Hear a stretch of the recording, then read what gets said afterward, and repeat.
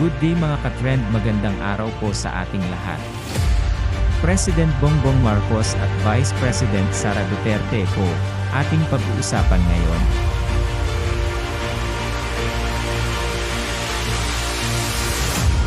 Sa pagsasapinal ng kanyang talumpati para sa kanyang ikatlong State of the Nation Address sa Hulyo 22, sinabi ng palasyo noong Miyerkules.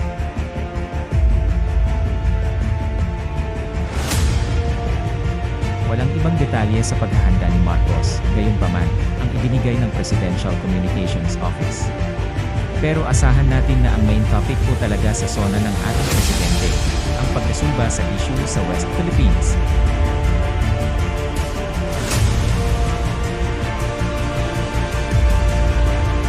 Sinabi ni Vice President at outgoing Education Secretary Sara Duterte nitong Miyerkules na inutusan niya ang lahat ng opisyal ng Department of Education (DepEd) na manatili sa kanilang pwesto hanggang sa palitan sila ng bagong head.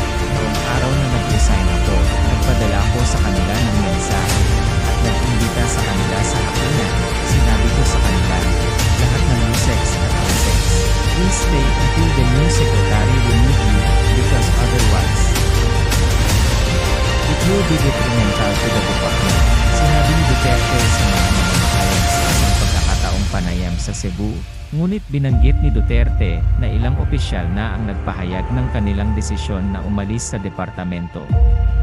Ito lang po mga ka-trend, sana'y huwag nyo ipagkait ang pag-subscribe at pag-like sa munti nating channel. Maraming salamat po sa panonood.